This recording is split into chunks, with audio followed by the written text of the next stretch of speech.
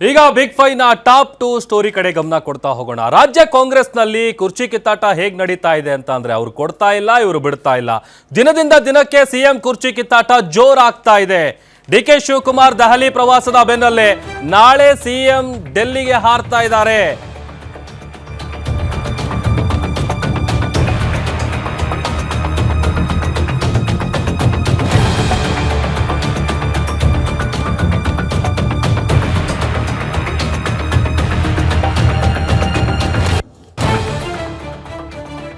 ರಾಜ್ಯ ಕಾಂಗ್ರೆಸ್ನಲ್ಲಿ ಕುರ್ಚಿ ಕದನ ಸದ್ಯಕ್ಕೆ ನಿಲ್ಲುವಂತಹ ಯಾವುದೇ ಲಕ್ಷಣಗಳು ಕಾಣಿಸ್ತಾ ಇಲ್ಲ. ಡಿಕೆ ಶಿವಕುಮಾರ್ ಡೆಲ್ಲಿಗೆ ಹೋಗಿ ಬಂದ್ರು, ಅದರ ಬೆನ್ನಲ್ಲೇ ನಾಳೆ ಸಿಎಂ ದೆಹಲಿಗೆ ಹೋಗ್ತಾ ಇದ್ದಾರೆ. ನಾಳೆ ದೆಹಲಿಗೆ ತೆರಳುತ್ತಾ ಇದ್ದಾರೆ ಸಿಎಂ ಸಿದ್ದರಾಮಯ್ಯ ಅವರು. ಕಾಂಗ್ರೆಸ್ ಕಾರ್ಯಕಾರಿ ಸಮಿತಿ ಸಭೆ ಇರುವಂತ ಕಾರಣಕ್ಕಾಗಿ ಹೋಗ್ತಾ ಇದ್ದಾರೆ.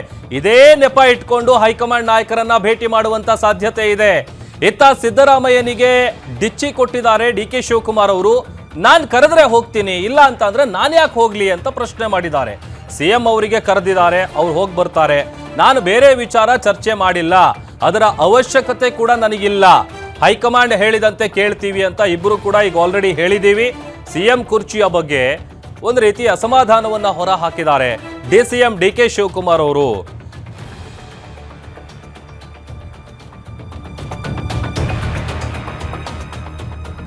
ಕಾಂಗ್ರೆಸ್ನಲ್ಲಿ ಪ್ರತಿದಿನ ಆಗ್ತಾ ಇರುವಂತಹ ಬೆಳವಣಿಗೆಗಳನ್ನು ನೋಡ್ತಾ ಇದ್ರೆ ಈ ಕುರ್ಚಿ ಕಿತ್ತಾಟ ಸದ್ಯಕ್ಕೆ ನಿಲ್ಲುವಂತಹ ಯಾವುದೇ ಲಕ್ಷಣಗಳು ಕಾಣಿಸ್ತಾ ಇಲ್ಲ.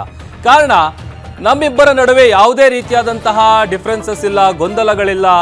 ನಾವು ಹೈಕಮಾಂಡ್ ಹೇಳದಂತೆ ಕೇಳ್ತೀವಿ. ಯಾರು ಕೂಡ ಸಿಎಂ ಕುರ್ಚಿ ವಿಚಾರವಾಗಿ ಈಗ ಆಸೆ ಇಟ್ಟಿಲ್ಲ. ಈ ಥರದ್ದೆಲ್ಲ ಏನೇ ಹೇಳಿಕೆಗಳು ಕೊಟ್ಟರು ಕೂಡ ತೆರೆಮರೆಯಲ್ಲಿ ಒಂದಷ್ಟು ಕಸರತ್ತುಗಳಂತೂ ನಡೀತಾ ಇದೆ. ಅದು ರಾಜ್ಯ ಕಾಂಗ್ರೆಸ್ನಲ್ಲಿ ಪ್ರತಿದಿನ ಆಗ್ತಾ ಇರುವಂತಹ ಒಂದೊಂದು ಹೇಳಿಕೆಗಳು ಅಥವಾ ಒಂದೊಂದು ಬೆಳವಣಿಗೆಗಳನ್ನು ನೋಡ್ತಾ ಇದ್ರೆ ಬಹಳ ಕ್ಲಿಯರ್ ಆಗಿ ಗೊತ್ತಾಗ್ತಾ ಇದೆ. ಈಗ ನಾಳೆ ಕಾಂಗ್ರೆಸ್ ಕಾರ್ಯಕಾರಿ ಸಮಿತಿ ಸಭೆ ಇದೆ, ಹೀಗಾಗಿ ಸಿಎಂ ಸಿದ್ದರಾಮಯ್ಯ ಅವರು ಡೆಲ್ಲಿಗೆ ಹೋಗ್ತಾ ಇದ್ದಾರೆ.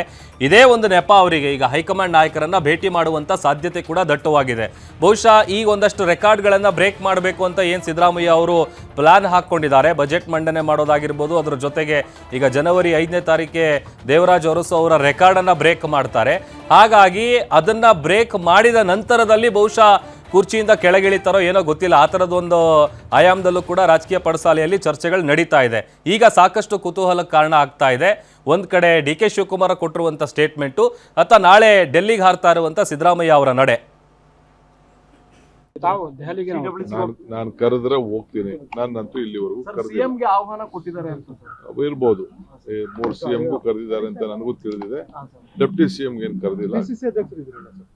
ಅದು ಎಕ್ಸ್ಟೆಂಡೆಡ್ ಕಮಿಟಿ ಮೀಟಿಂಗ್ ನಮ್ಗೆ ಕರೀತಾರೆ. ನಾನು ಕರೆದ್ರೆ ಹೋಗ್ತೀನಿ. ನಾನಂತೂ ಇಲ್ಲಿವರೆಗೂ ಆಹ್ವಾನ ಕೊಟ್ಟಿದ್ದಾರೆ. ಈ ಬಗ್ಗೆ ಮತ್ತಷ್ಟು ಡೀಟೇಲ್ಸ್ ಅನ್ನ ಕೊಡ್ತಾರೆ ನಮ್ಮ political bureau head Maruti Pavagada. ಡೆಸ್ಕಿಂದ ಲೈವ್ ಜಾಯ್ನ್ ಆಗ್ತಾ ಇದ್ದಾರೆ. ಮಾರುತಿ, ಒಂದ್ ಕಡೆ ಡಿ ಕೆ ಶಿವಕುಮಾರ್ ಅವರು ಕೊಟ್ಟಿರುವಂತ ಸ್ಟೇಟ್ಮೆಂಟು, ಅದರ ಜೊತೆಗೆ ನಾಳೆ ಸಿದ್ದರಾಮಯ್ಯ ಅವರು ಡೆಲ್ಲಿಗೆ ಹೋಗ್ತಾ ಇರೋದ್ರ ಹಿಂದೆ ನಾಳೆ ಏನಾದರೂ ಹೈಕಮಾಂಡ್ ನಾಯಕರನ್ನ ಭೇಟಿ ಮಾಡ್ಬೋದಾ? ಈ ಕುರ್ಚಿ ಕಿತ್ತಾಟಕ್ಕೆ ಏನಾದರೂ ಫುಲ್ ಸ್ಟಾಪ್ ಎಕ್ಸ್ಪೆಕ್ಟ್ ಮಾಡ್ಬೋದಾ ಹೇಗೆ ಅಂತ? ಇಲ್ಲ, ಸದ್ಯಕ್ಕಂತೂ ಕುರ್ಚಿ ಕಿತ್ತಾಟ ವಿಚಾರಕ್ಕೆ ಸಂಬಂಧಪಟ್ಟಂತೆ ಕಾಂಗ್ರೆಸ್ ಹೈಕಮಾಂಡ್ ಅಧಿಕೃತವಾಗಿ ಯಾವ ಸಂದೇಶವನ್ನು ಉಭಯ ನಾಯಕರಿಗೆ ಕೊಡುವಂಥ ಒಂದು ಪರಿಸ್ಥಿತಿಯಲ್ಲಿ ಇಲ್ಲ.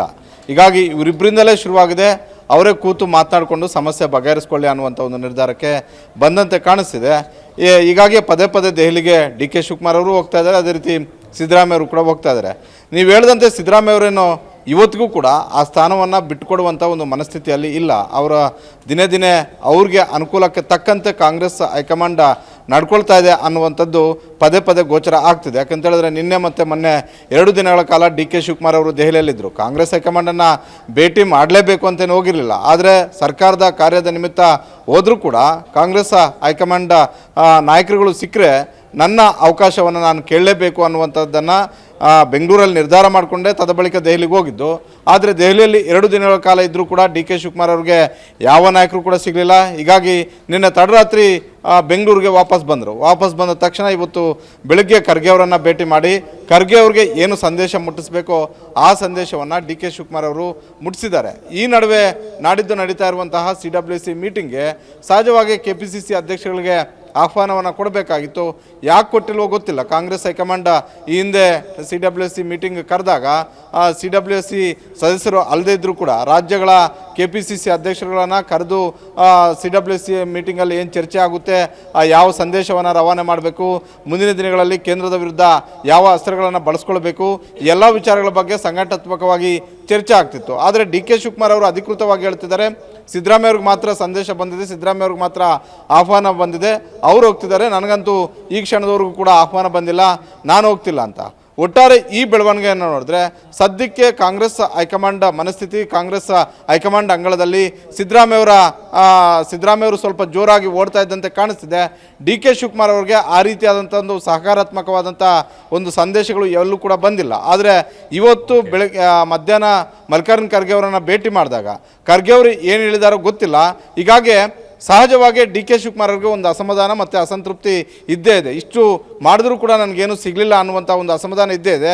ಆ ಹಿನ್ನೆಲೆಯಲ್ಲೇ ಇವತ್ತು ನಾನು ಕಾಂಗ್ರೆಸ್ ಪಕ್ಷದ ನಿಷ್ಠಾವಂತ ಕಾರ್ಯಕರ್ತನಾಗಿ ಬಾವುಟವನ್ನು ಕಟ್ಟಿದ್ದೀನಿ, ಎಲ್ಲ ಕೆಲಸಗಳನ್ನು ಕೂಡ ಮಾಡಿದ್ದೀನಿ, ಯಾರೋ ಹಾಕಿದಂತಹ ವೇದಿಕೆಗೆ ಬಂದು ಭಾಷಣ ಮಾಡಿ ಹೋಗಿಲ್ಲ ಅನ್ನುವಂಥ ಒಂದು ಮಾತುಗಳನ್ನು ಕೂಡ ಹೇಳಿರುವಂಥದ್ದು. ಇದು ಯಾರ್ಯಾರಿಗೆ ಹೇಳಬೇಕು, ಯಾವ ರೀತಿಯಾಗಿ ಹೇಳಬೇಕು, ಯಾರ್ಯಾರಿಗೆ ಎಲ್ಲೆಲ್ಲಿ ತಟ್ಟಬೇಕು ಅಲ್ಲೆಲ್ಲಿ ತಟ್ಟಿರುತ್ತೆ. ಈ ಹೇಳಿಕೆ ಇನ್ನು ಯಾವ ರೀತಿಯಾಗಿ ಪೋರ್ಟ್ರೇಟ್ ಆಗುತ್ತೆ ಅಂತ ಕಾದು ನೋಡಬೇಕಾಗಿದೆ. ಓಕೆ, ಥ್ಯಾಂಕ್ ಯು ಮಾರುತಿ, ನಿಮ್ಮೆಲ್ಲ ಡೀಟೇಲ್ಸ್ಗಾಗಿ.